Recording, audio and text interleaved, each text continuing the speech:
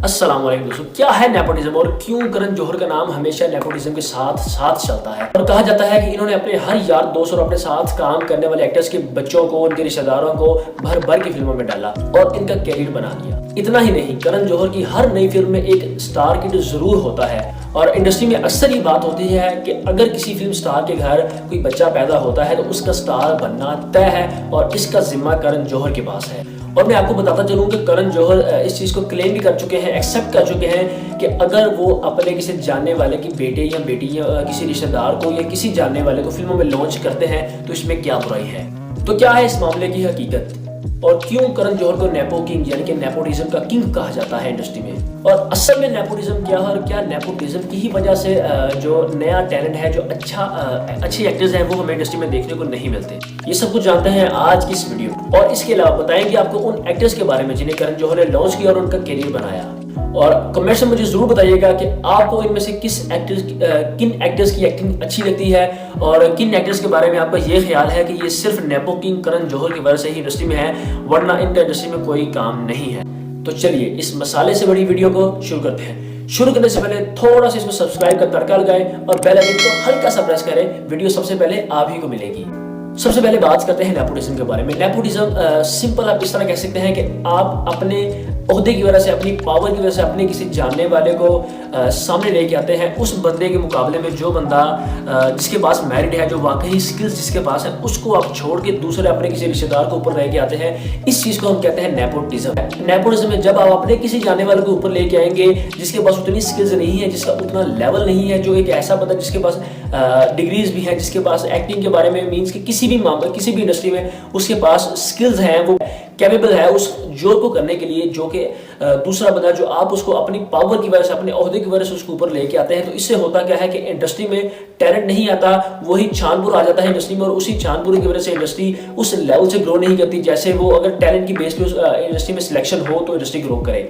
Nepotism के हवाले से अगर हम वीडियो बना रहे हैं तो इस चीज़ का बताना आपको लाजमी था। तो बात करते हैं उन एक्टर्स के बारे में जिन्हें करण जौहर ने लॉन्च किया और उनमें से कुछ एक्टर्स ऐसे हैं जिनको यकीन जाने उनको लॉन्च भी नहीं करना चाहिए था, वो इस काबिल नहीं थे कि उनको फिल्म इंडस्ट्री में होना भी चाहिए था। और कमेंट्स में आपने मुझे जरूर बताना है कि क्या वाकई ये एक्टर्स जिनकी मैं बात करने वाला हूँ नेपो किंग करण जौहर की वजह से वो एक्टर्स अगर इंडस्ट्री में हैं तो क्या वो अच्छा काम कर रहे हैं और आपको उनका काम कैसा लगता है। Ananya Pandey student of the year movie से फिल्म में डेब्यू करने वाली अनन्या पांडे ने वैसे तो बड़ी स्ट्रगल की है, लेकिन फिर भी ये करण जौहर का सबसे फ्लॉप एक्सपेरिमेंट था। पहले ही फिल्म से ये फ्लॉप जा रही हैं बिकॉज ना तो इनके पास इनको एक्टिंग अच्छी आती है और ना ही इनको एक्सप्रेशन करने आते हैं। चंकी पांडे की बेटी होने की वजह से इन्हें काम तो मिल जाता है लेकिन अच्छे रोल इनके हाथ नहीं लगते और ना ही ये अपनी स्किल्स पे काम करते हैं। लेकिन 2022 में इनकी जो लास्ट मूवी रिलीज हुई है लाइगर, इसमें इनकी एक्टिंग थोड़ी सी अच्छी मुझे लगी है। कमेंट्स में आप मुझे बताइएगा कि आपने अगर वो लाइगर मूवी देखी है तो आपको इनकी एक्टिंग कैसी लगी है। जानवी कपूर अर्जुन कपूर की सौतेली बहन और श्रीदेवी की बेटी जानवी कपूर को भी करण ने ही धर्मा प्रोडक्शन से लॉन्च किया। शुरू के कुछ सालों में जानवी कपूर की एक्टिंग इतनी कोई खास नहीं थी, लोगों को इनकी एक्टिंग, इनके एक्सप्रेशंस पसंद नहीं आते थे और हर बंदा यही बोलता था कि ये भी करण का एक फ्लॉप एक्सपेरिमेंट है। लेकिन अब आगे पिछले 1-1.5 साल से इनकी एक्टिंग और इनकी जो मूवीज आ रही हैं वो लोगों को पसंद आ रही हैं, लोग वाकई ही में इनकी एक्टिंग को पसंद कर रहे हैं और ये अब एक फ्लॉप एक्सपेरिमेंट से एक सक्सेसफुल एक्सपेरिमेंट की तरफ जाना शुरू कर दिया है और ये एक सक्सेसफुल एक्टर बनना शुरू हो गई है।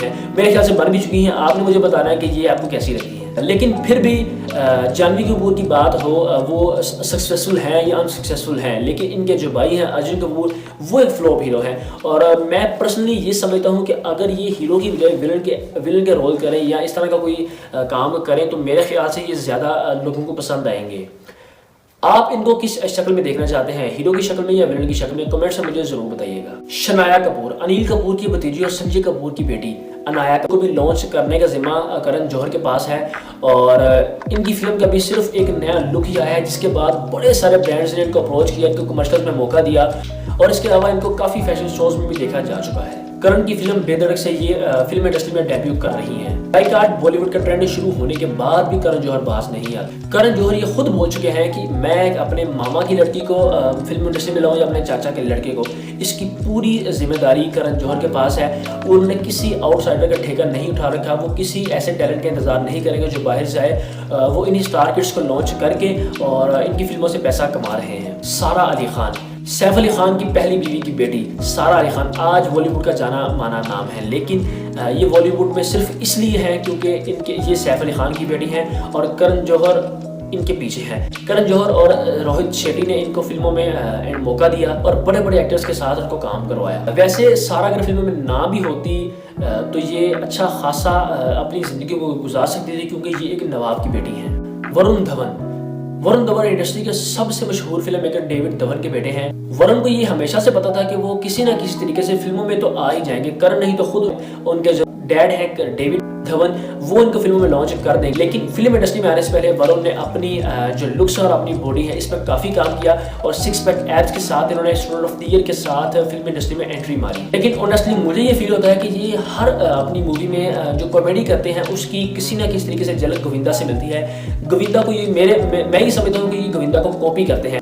और सिर्फ इनके पास इनका डांस और इनकी लुक्स और इनकी बॉडी है, नहीं तो जो इनकी कॉमेडी है, जो इनकी एक्टिंग स्किल्स हैं, वो कहीं ना कहीं आप लोगों ने भी नोटिस किया होगा कि गोविंदा से मिलती है। करण अक्सर ये बात बोल चुके हैं कि जिसका चाहे उसका कैरियर बना दे और जिसे चाहे रातों रात इंडस्ट्री से गायब कर दे। करण जौहर को हिंदी फिल्मों का कर्ता धर्ता भी कहा जाता है और इसकी वजह यह है कि जो इंडियन फिल्म इंडस्ट्री है इसमें एक धर्मा प्रोडक्शन बहुत बड़ा नाम है और हर साल कम अज़ कम 16 से 17 मूवीज़ ये एक साल में बनाते हैं और जिनमें तकरीबन जिन मूवीज़ में आपको स्टार किड्स मिलेंगे। और इन स्टार किड्स को असल में होता ये है कि करण इसलिए इन स्टार किड्स को अपनी मूवीज़ में लेते हैं कि एक तो इनको स्टार्ट में पेमेंट कम देनी पड़ती है बिकॉज वो इनको लॉन्च करते हैं और इस तरह के चोंचले होते हैं और अगर पेमेंट कम देते हैं। और दूसरा ये कि जब होता क्या है कि जब स्टार किड्स होने की वजह से इनके पास पॉपुलैरिटी तो पहले से होती है और इसी वजह से इनकी मूवी हिट होने के चांसेस भी ज़्यादा होते हैं। अगर फिल्म हिट होगी तो फिल्म से पैसे तो जरूर कमाए जाएंगे और वो पैसे सारे जाएंगे करण जौहर की जेब में। और यही करण जौहर का मेन सबसे बड़ा जरिया है फिल्म पैसे कमाने का। ये साल में इनकी जो धर्मा प्रोडक्शन है वो 17 से 18 फिल्में एक साल में बनाती है। इसके अलावा करण जौहर की शौकिया मसालों की बात ही अलग है।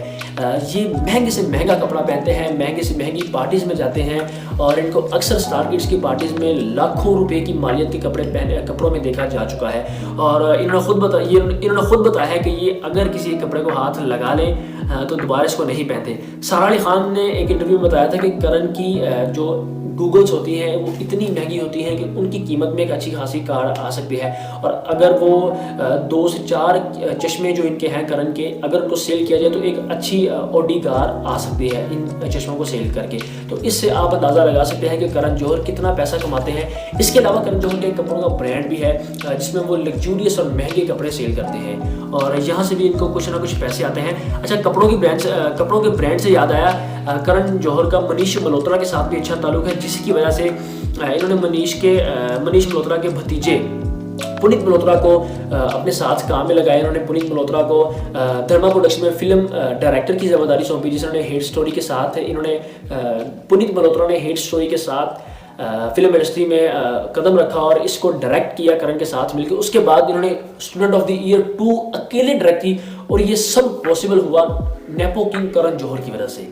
वैसे आपको क्या लगता है, करण जौहर ही नेपोटिज्म के असली जिम्मेदार हैं या इंडस्ट्री में कोई और बंदा है जिसकी वजह से नेपोटिज्म इतनी फैली हुई है? आप मुझे कमेंट्स में ज़रूर बताएं। और अगर आप बॉलीवुड की हिट मूवीज़ के बारे में जानना चाहते हैं तो राइट वाले आइकन पर क्लिक करें और अगर आप बॉलीवुड की फ्लो मूवीज़ के बारे में जानना चाहते हैं तो लेफ्ट वाले आइकन पर क्लिक करें। और इसके बाद अगर आप लोग अभी तक की वीडियो देख रहे हैं तो मेरा भाई मेरी बहन आपका बहुत शुक्रिया। मेरे चैनल को सब्सक्राइब करें और इसी तरह मुझे सपोर्ट करते रहें। अल्लाह हाफ़िज़।